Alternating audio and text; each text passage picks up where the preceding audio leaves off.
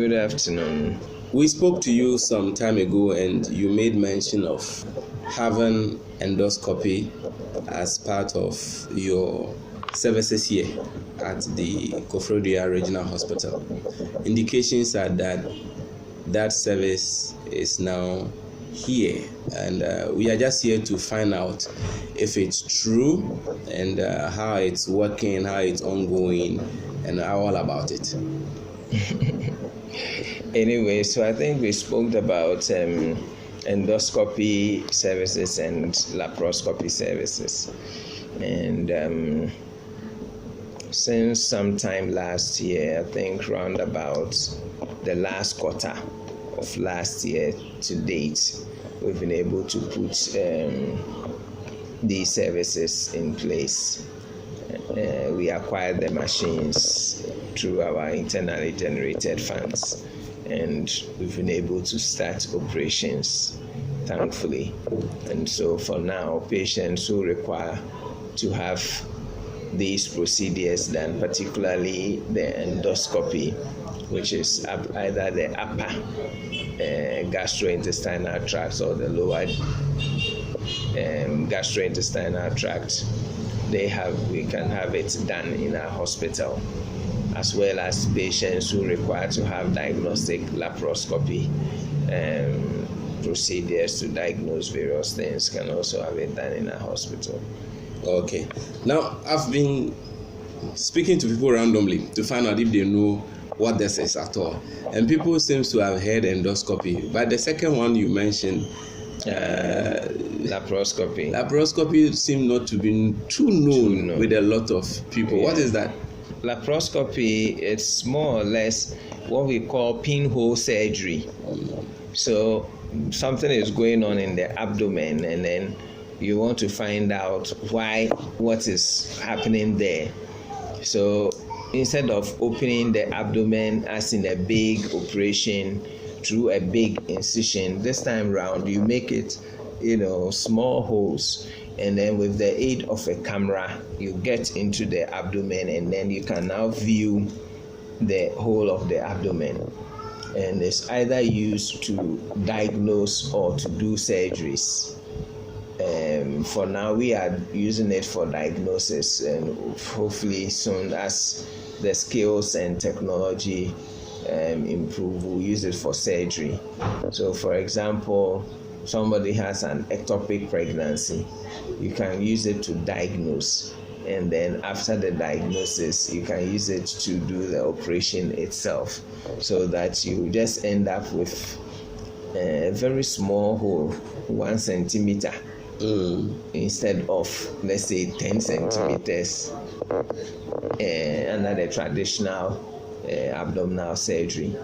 So in a nutshell, that is what laparoscopy is. Okay. So laparoscopy is just a pinhole kind of surgery compared to the big type where you take the patient to the theater, and open the abdomen in a big way.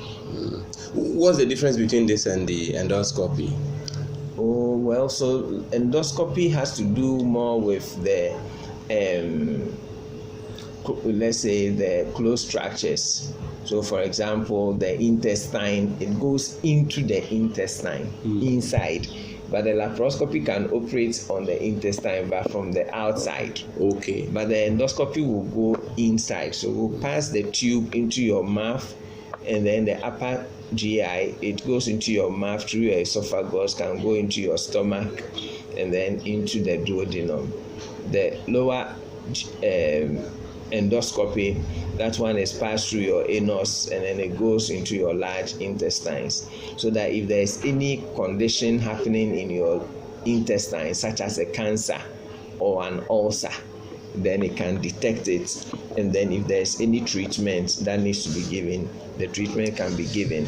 But the laparoscopy would approach the same intestine and stomach, but from outside of the stomach, but within the abdomen. Okay. All these things are done under anesthesia. They are forms of operation. Thankfully, you will not feel any pain. Okay. Yes. So lastly, we just want to find out from you, how is this going to help our hospital? How is it? What is it going to add? Yeah, I mean, medicine is driven by technology more or less. So, and this technology is what makes it easy for patients to get care, and quality care for that matter. So, I mean, if, for example, you come and the doctor says that he suspects you have maybe stomach ulcer, what really shows that is stomach ulcer, because it could be something else. But this endoscopy would allow us to be able to find out if indeed it is stomach ulcer and not anything else. So it helps with diagnosis, to know exactly what is wrong with the patient for us to offer the treatment. For our hospital, obviously it means that we have in a way advanced in terms of our technology, in terms of our diagnosis. And then for the community, hitherto, if you needed endoscopy, you would have to go to Accra or elsewhere. But now the service, as it were, for those who come to our hospital, is at their doorstep.